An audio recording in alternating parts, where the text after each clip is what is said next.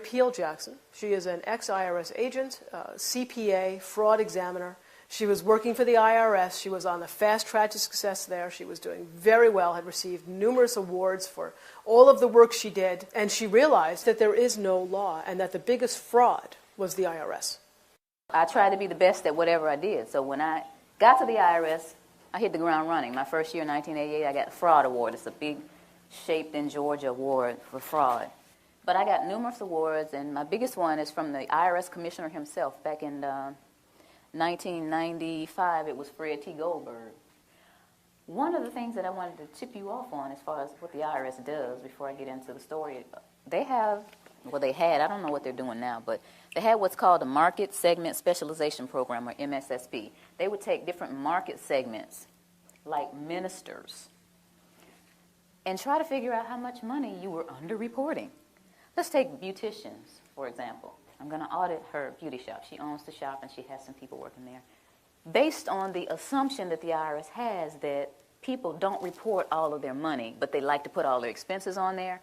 So granted, all her expenses are on the tax return, and I figure out how many bottles of this and that she bought, I can calculate a dollar figure. So I'll tell Sophia, after it's all over and we're buddy-buddy, I just shock her, and I say, well, guess what? It looks like, based on my calculations, that you really brought in $80,000, but you have $50 on the tax return. So here, you owe the IRS back $30,000. What would she do? She would sign off on it. I only had 2 cases in 7.5 years where somebody actually bucked at me. People are so afraid.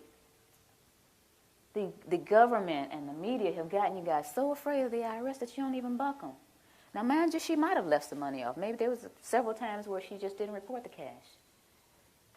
And maybe that's why. Maybe she has no idea how much she, quote unquote, underreported. Maybe that was it. But they always acquiesce. They got one, anybody own a laundromat, they have one that will calculate, based on your water bill, how many loads were washed at your laundromat.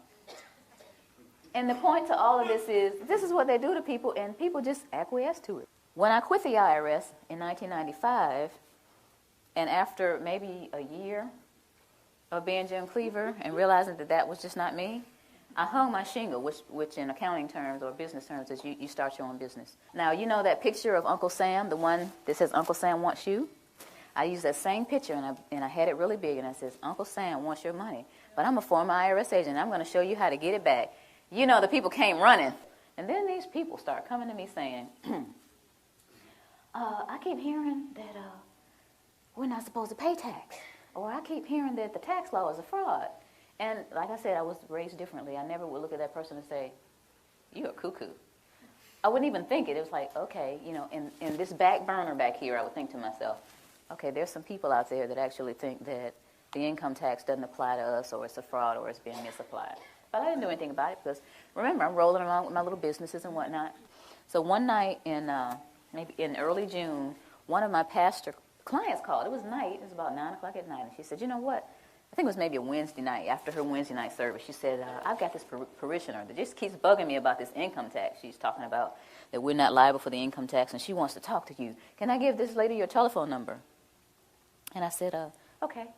So maybe about 10 minutes later, this lady called me. She said, I have a question for you. Are we supposed to pay income tax or not? And I said, okay.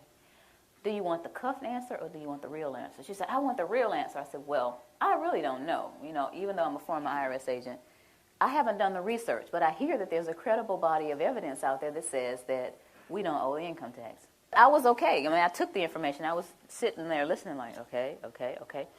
And, you know, I said, okay, this lady had a lot of information. I don't know where she got it from. So a few weeks later, she called me again, and she said, Miss Jackson, remember that information I told you on the phone? It's in the USA Today. Pull it up on the internet. Okay, so I got the USA Today. It was July 7th, 2000. And it says, Dear we the people, most citizens are not required to file an income tax return. The 16th Amendment to the Constitution is a fraud. And if you file, you waive your Fifth Amendment rights. I said, okay, that's some of the stuff she was saying. Now, this is a lot of reading. But I kept reading because I was very interested, you know, being a CPA and into fraud and all that. I wanted to see what was going on. So here in the third column, it says no one has been able to collect the $50,000 reward offered by Bill Conklin to anyone that can identify the section of the Internal Revenue Code that makes a typical worker liable for the income tax. I'm serious about winning is $50,000. Okay, so it's at my desk. Basically, I just shoved everything off my desk and got the codes out, the regulations out, the tax guide I got on the internet to look at the Cornell University site, all these different things, and I started researching. And 2 weeks later, I said to myself, oh my goodness, we have a problem here. It doesn't look like I'm going to win this money. And I was sitting there at my desk thinking, this thing is a fraud. 2 weeks it took me to sit there and realize that. I didn't just look at the positive, I looked at the negative, I looked at the IRS site. All these things are going on. This thing is a fraud. Being a CPA and a former IRS agent, I sat there at the desk, I was by myself, and all these thoughts started going through my head. The first thought was, now I'll finally open up the codes and regulations. Because see, at the IRS, they trained us with these little guides. We didn't use the codes and regulations. We would get one of these, and you would have to read it, understand it, and pass this little test. And all these little guides that I got, I read them, and I made A's on all my tests. And I thought, and I guess the rest of the agents in training thought, that the information that was in here was the same that was in those thick codes and regulations. But it's not necessarily the same. The things that are in these training manuals are not necessarily the same thing as in the codes and regulations. I learned that in my studying. In the time that I was doing the research, I also learned about the pocket commission. And I'm going to let this go around the room, but y'all got to give it back. This is the outside that I purchased of the pocket commission that I had. And before I left, I had the sense of mind to make a copy. This is the little badge I used to flip out at people and say, give me your books and records. Give me your bank statements. Give me all your credit cards, And, people, okay, here. Even the counties, I go to the county, do it. I go just about anywhere and flip this little thing out and get whatever I wanted. There's a lot of power nuts out there doing that, guys. Y'all know it. Half of you already know about it. There's an enforcement pocket commission, and there's a non-enforcement pocket commission. And I started looking back at this thing. It has SER, Southeast Region. First of all, I'll read it. It has my picture up here, and it says, Sherry Jackson, whose signature and picture appear above, is duly commissioned as Internal Revenue Agent and has authority to perform all duties conferred upon such officers under all laws and regulations administered by the Internal Revenue Service, including the authority to investigate and require and receive information as to all matters relating to such laws and regulations. And it has SER and some other numbers and an A. And based on this Internal Revenue Manual, A means administrative.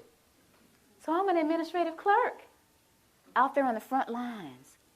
And I'm an administrative clerk with a non-enforcement pocket commission. Okay, so I'm starting to get angry here. Starting to think about I had to take bribes and get little tape recorders taped to my body and the little microphones on me and go in and take bribes from people. But, thinking about stuff like that, they got me out here and I'm thinking I really have authority. And this is administrative, non-enforcement pocket commission. That was one of the other things I thought about. And then I thought about, and I found out, this is another issue, a levy versus a notice of levy. This is something that I didn't deal with a lot because I was an agent and I just assessed the tax. I wasn't a tax collector. I just assessed it. So this is a notice of levy. And someone said, hey, this is a notice of levy. This is what the banks get or your job or whatever. They said, look at the back of it. So I'm looking at the back of this notice of levy, and it says, Section 6331, levy and distraint. And then it says B and C. And I'm thinking, it starts off with B? What happened to A? So I looked up A. And here's A. And it says, levy may be made upon the accrued salary or wages of any officer, employee, or elected official of the United States, the District of Columbia, or any agency or instrumentality of the United States or the District of Columbia by serving a notice of levy. I'm thinking, but that's not most people. That's not the person that works at AT&T or Bell South or Coca-Cola. That's not most people. Aren't people noticing that the A isn't on here? Aren't they curious about it? Why are they doing this? All this is going through my head during this period of time, then I'm realizing that there's a rat in the camp. That's what I call it. But this is the straw that broke the camel's back. The Federal Reserve is not federal. How many of you did not know before today that the Federal Reserve isn't federal? If you didn't, don't be shy. If you didn't know before today that the Federal Reserve isn't federal, raise your hand. Most people don't know that. 9 out of 10 people that I asked off the street don't understand that the Federal Reserve is a non-auditable private banking cartel. They are collecting $36 million an hour in interest from the American people. $36 million an hour in interest from the American people. My children, my two children, were born $86,000 in debt based on the national debt. Now, why am I going to take away from those children to give to somebody that is going to be born in 2030? That's not going to happen. So that was my decision. It was very easy. You know, you think about stuff like fear. Oh, the IRS is going to get you. They're going to take your stuff. That's not important to me. Stuff's not important to me. My children are important to me. I'm one of those mothers that will roll up her sleeves with one leg and try to whoop you if you mess with my children. And I think that a lot of mothers are like that. So this is what my decision was. And I went on and started educating people. One of the things that people asked me once I made this decision and started talking about it, how are we going to run the country without the income tax? I don't know how much Dan got into it, but the Grace Commission report that Ronald Reagan put out in 1984, says that none of the money collected in income tax goes towards running the country. But the bottom line is it's not going towards running the country, so you patriotic people out there, you've been fooled. Beardsley Rummel, he was Federal Reserve Chairman back in 1946, did a speech before the American Bar Association.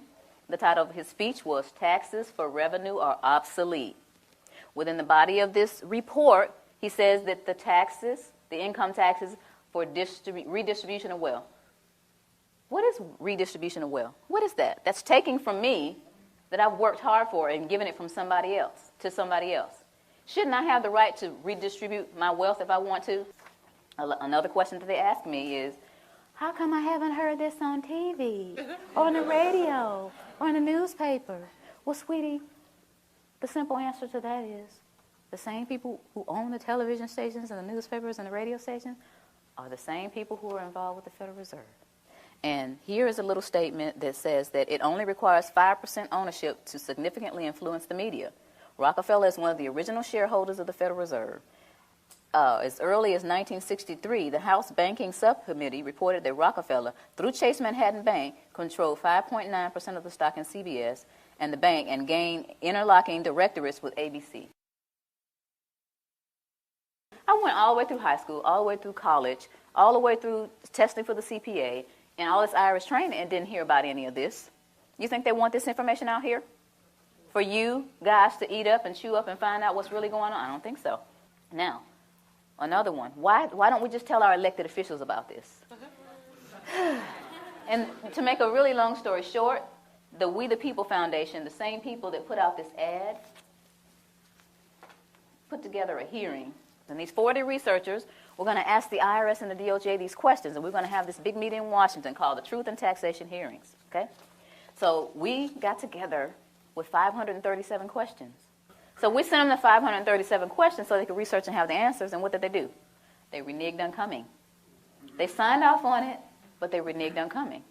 So you all didn't get to hear the truth. We went on and had the hearings anyway, put it on CD, marched around Washington, giving it to all 535 congressmen and senators. Please look at this information. We got stupid responses back like, thank you for visiting our offices in Washington. The next time you come to Washington, please visit us again. They don't care. Your presidents don't care. Another one that they ask me, or they'll say something like, well, this just sounds like it's some kind of conspiracy theory. Y'all hear that a lot? Okay.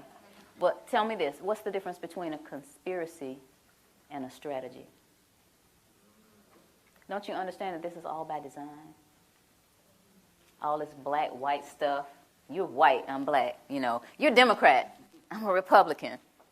You know, y'all heard of divide and conquer before, right? Why y'all letting them do it to us? While I'm sitting up here arguing with this man about what his great-great-great-granddaddy did to mine, there's this big old fence closing in around us. And while I'm sitting here wasting time and he's sitting here telling me why he doesn't know, we need to put our heads together and figure out how to get out of this fence that these people are building around us. Am I right? Yeah. That's what we got to be. Divide and conquer, we can't let that work anymore. It's been working all these years. Then we need to get together and understand. First of all, you need to understand what is going on with your money. You work hard. It's like we're a hamster on a wheel. This country started out with taxation without representation. Where are we now? How did we get back to where we started? We got lazy and comfortable. Get out your comfort zone. I never tell people to file a tax return. I never tell them not to file. I never tell people to pay taxes, and I never tell them not to pay. What I tell people is to do your own research, do your due diligence, and decide whether or not you're going to be a slave or get off the plantation. That's your choice. So in essence, you're wasting time. As long as you continue to feed the monster's going to grow. They're going to laugh in your faces. Any kind of cause that you have, anything that you're trying to do in your life concerning getting things back on track with our country, the way it's supposed to be, you're going to get laughed at because you continue to give them the money to do whatever it is they're doing to us. A lot of people don't care. A lot of people get the money taken out of their checks and they actually think they're getting, oh, I get back $3,000 every year. They don't take anything from me. I say, sweetie, look at your W-2. They took $14,000. They gave you back $3,000 of your own money. Oh.